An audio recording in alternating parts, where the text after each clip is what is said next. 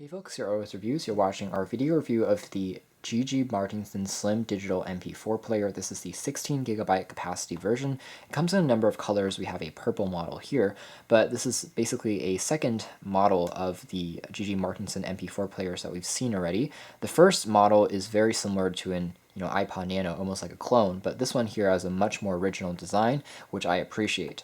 Otherwise, it has an aluminum shell, so it has a good construction quality, and it has 16 gigs of memory. There's also a 32 gig model, and this one retails for $20, so it's pretty affordable as well. Inside, there's access to some kind of crappy earphones, but I would recommend getting your own if you plan on listening to a lot of audiobooks or music. There's also a mini USB charging and syncing cable that works with any PC or Mac. It's a plug-and-play digital MP4 player, so you don't need any software to get started. There are instructions in multiple languages. There's also a quick start guide, and that is basically it. Again, it tells you how to start things up, and again, it's basically the same instructions as we designed with the MP4 player here. I think it looks pretty attractive. It's small, lightweight, and easy to take with you, and indeed, it's a pretty slim build as well. For starters, I think the construction quality is a bit better than the other version of the G.G.Martinsen MP4 player that we saw earlier. That was like the iPod clone. This one here feels more solid in the hands. On the bottom, you have access to a USB port for charging. There is a 3.5mm jack for listening to music. On the other side, you have access to a micro SD card for expanding the memory, so you can have an additional 128 gigabytes if you want to do that. There's also a lanyard strap and a power on-off switch. On the back, you have just a very basic look, and there is a microphone for voice recording. So if we turn things on, you can see that the main screen UI has also been slightly tweaked, although for the most part, all the functionality is the same as before, for more or less. There are a few less games, and there's a different array of preloaded content, but otherwise things are the same. So we can navigate around the UI. I think it makes a bit more sense because now we have a carousel that goes vertically, so I can press left and right to navigate through the main icons in the UI. So now all the buttons are actually corresponding to what they should be, so it's much more intuitive to use this MP4 player. Taking a look, for example, at the Mp3 Player Functionality first, I can tap on the menu key on the top there to go into the menu there. Long pressing on the menu key also takes you out of a particular program for any app. I can also skip tracks, play pause, also press on the volume there to change the loudness. These are pretty responsive and easy to use. And so taking a look at the MP3 player format here, you have access to an equalizer look and a number of different songs which you can navigate through. You can check out information like the resolution of the song on the bottom there. You have access to the song number in a collection of music. There's also the volume on the top and also a battery indication status on the top right hand corner, and equalizer settings is on the left. This works pretty nicely. There are no cover art support on this particular MP4 player, unfortunately, but otherwise it's pretty snappy and easy to use. I can play and pause my music, and when I power something on and off, it leaves where I last. Features on here, there is the ability for you to play back some games, although they are very, very basic games on here. There's only one that's included, in fact, it's Boxman.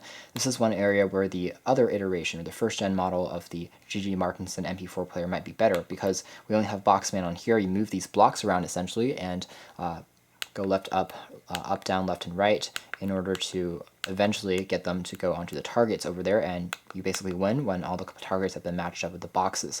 Whereas on the other MP4 player, we had actually 3 games to choose from. On here, we only have 1. Otherwise, there is also the ability for playback some video clips. We do have support for MP4 files, and there is the brief clip that's actually included. I'm going to tap on play there, and you can see that it plays back. The resolution of the display is so-so. It doesn't have very good viewing angles, so if you kind of watch it from afar, it doesn't work that nicely, even though it is something that you can use when kind of wasting time on a train or maybe on a bus. Otherwise, there's also a voice recorder on here. The sound that you can get from the microphone on the back is a little bit tinny, and it doesn't work if you are too far away from the source, but it's good for maybe recording some lectures or a business meeting, and you can play back your songs. Again, the resolution isn't that great, but at least it's a feature that you do have. There's also an FM radio built on here. You don't need to have to plug in a pair of headphones to have an antenna because it's built in. The MP4 player has a built-in antenna, so you don't have to plug in a pair of headphones to access that feature. You can automatically scan for a channel that has a strong connection in your region. It's going to stop once it's found that, and then you can get a pretty good quality reception and play back your music if that's what you want. That works pretty nicely. Again, it's FM radio only, no AM radio. And if we go to the next application, it's a photo browser, which again is just like the video experience on here. It's not the best we've seen just because the screen is a little bit limited in both size as well as resolution, but at least you do have the ability to play back your images, and there are a few preloaded ones on here.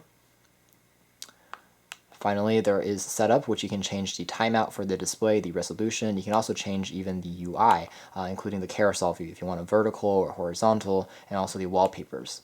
And lastly, there's the eBook reader, which just like before, is not a very enjoyable experience. And that is because, as you can imagine, the screen here is pretty small and it's difficult to have your words being completely matched here. Some of them are cut off. It does support any text file on here. And right now we have the night mode, so you can still read it under darker environments. And when you want to turn a page, you press next, and you can see that's basically the experience. It's pretty small, not very enjoyable. I would still recommend getting an ebook reader for those purposes if you do plan on reading, but it's another feature that this device does have, and you can use it for storing some addresses, maybe some basic information, contact information for emergencies if you want to give this for a kid when they're traveling or going abroad.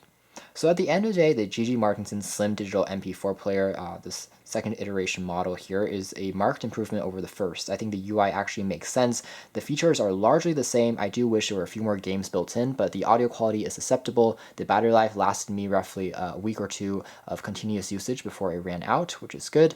And otherwise, it has a good construction quality and a great value for the money. Overall, this would be a good first MP4 player for kids, maybe when you're traveling on vacation and you don't want to bring along a more expensive unit or your smartphone. To check out more details about this product, be sure to read our full RIM review. This has been our video. Thank you for watching.